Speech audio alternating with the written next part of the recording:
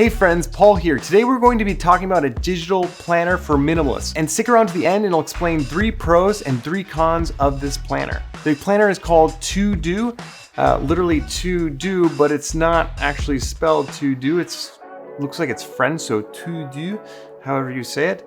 So yeah, we'll be exploring that. Stick around. I've used many different planners over years, and if you're like me, sometimes you end up spending more time looking for the tool than actually doing what you need to do. This planner is probably the closest to actual real paper. You can simply just type in the task that you need to do, and then you're done. There's no saving it, there's no setting the priority, there's no complicatedness of it.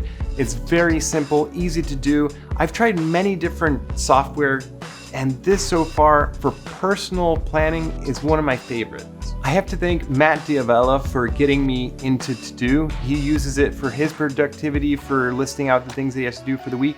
And honestly, so far, it's worked well for me as well. So let's dive in and explore the 3 pros and 3 cons of To Do. Okay, so number 1, this app is made with minimalists in mind. So unlike other apps where you're spending most of the time figuring out how to organize the app, how to set it up, and you spend so much time just doing that you end up not even getting to your tasks in a timely fashion. So instead, with To Do, you're able to just simply type in the name of it for the date that you want, and it just puts it in there, and you don't have to do anything else. As a minimalist, I love To Do because it's very simple and easy to operate.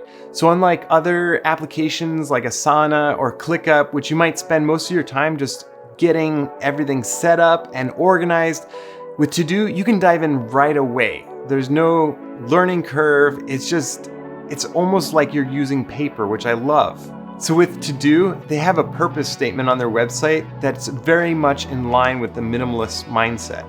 So number 1, it's simple enough to compete with a piece of paper. So yes, it's as simple as paper. You can just type in whatever you want and you're good to go. And if you need to enter in another date, you just click again, type it in, you're good to go. Number 2, it's beautiful enough that we wouldn't mind and might even enjoy looking at it all day. This I also love. I don't like apps that are clunky or disorganized, or it just takes forever to figure out where to go.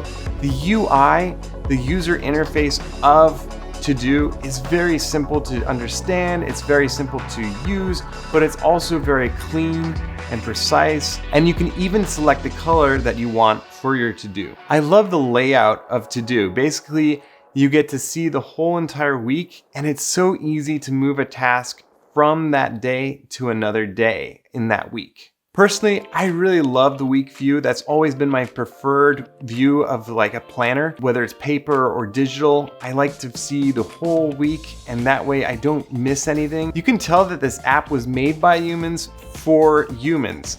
The language that they use is very down to earth and easy to understand, and there's no complicated learning curve. Again, it's just you click, type, and you're done. There are a couple of features that you can use that I'll talk about later.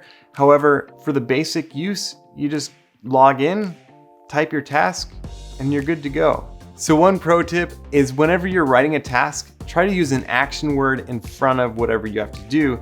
That way you're more motivated to get whatever it is done. So go shopping, write that paper, whatever it is that you'll understand and it means something to you, use that. They also have this really cool section below where you can basically type whatever you want. Like if you have things that you want to save, like maybe you want to save a book to remember later, maybe you have a shopping list, maybe it's a grocery list, whatever it is, you can just capture that information below. And then once you want to schedule it onto your week planner, you just drag and drop. I would suggest using that section below to put anything that you want, like maybe you want to make a list of things that you want to learn. Maybe you can't learn it right away, but that's something that you want to work on in the future. I've definitely done that where it's like all of a sudden you have this great idea of something that you want to learn. However, you don't have the time to do it right now. So you just type it in there, and then next time you're in your planner, you see it, and you might have an extra few minutes so you can look it up, see if you can learn it. It's been a very useful tool to keep those things in mind and not lose them. The number 2 pro about To-Do is that the price is right. So you can get a 30-day free trial just to make sure it's right for you. And then if you decide to sign up, it's $3 per month if you do their skeptic plan, or if you want to dive all in, you can get the whole year for $24. I look at it almost like a planner. If you were to buy a real physical planner, it would probably cost about that. And so if you want to just get it, you get access to this anywhere you go. You're not limited to a physical product that you might leave somewhere or lose. So this is a great option if you want to have your planner on the go. And I will say that I personally don't like paying for subscriptions. I would much rather pay once and get it for life. However, I think this might be one of those cases where it's worth spending the money for the subscription if it helps you do your work faster and better, and it reduces extra stress that you don't need in your life. So the number 3 pro that I like about To-Do is that you get a flying cat whenever you complete a task. You can turn this feature on or off. However, I personally like it because it gives you a productivity boost every time you complete a task. You get to see that little cat fly across the screen. To-Do is great, however, there are a couple things to keep in mind before you sign up. The first thing to keep in mind is that if you delete a task, it's gone. You can't go back, you can't get it, you can't undo. I've had this happen before and it can be frustrating. I'm hoping that in the future they'll address this in an update, but right now just keep that in mind. If it's gone, it's gone. You do have the ability to back up your plan, however, it's not in the best format for you to just quickly go in and see your tasks like in a Word document. I believe it's a .csv and there might be a JSON file, so it's not as user-friendly. The second thing to keep in mind is that if you're trying to move a task from today to a couple weeks down the road, it is a little bit difficult to do that. Basically, you would have to click it, drag it to the last date available, move over, click it, drag it further. And it's a little bit time consuming, unlike other apps where you can just click on the task, change the date.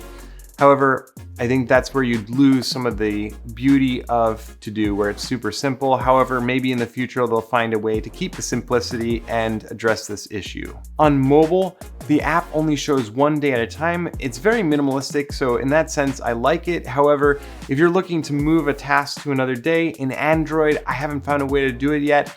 However, in iOS, I believe you just swipe and it goes to the next day. And third, just know that the iPad app right now is basically just the same as a phone. So it's in the vertical mode. You don't get the horizontal view with all the days of the week. So if you want to see that, I would recommend using their web-based version. So just pull up the website on your iPad and you're good to go. Now that we've talked about the 3 pros and 3 cons of To-Do, I'd like to just quickly cover 3 other features of To-Do. So number 1, you can customize the color to whatever you like. Personally, I'm using black since that seems the most minimalistic to me. However, you can choose whatever color you want. So number 2 is that they have dark mode. That's pretty cool. Okay, so number 3, I love their pro tips menu. Basically there you'll find all the details that you need to know about To-Do if you want to use it like a pro, like how to format, how to use shortcuts, and how to create recurring to-dos. That's my kind of owner's manual, short and simple.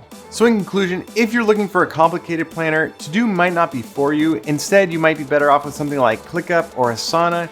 However, if you're looking for something that's simple to use, minimalistic, then I highly recommend To-Do because it is one of the closest things to actual paper. So if you're interested in checking it out for the free 30 days, check the description below for my affiliate link and enjoy getting more stuff done.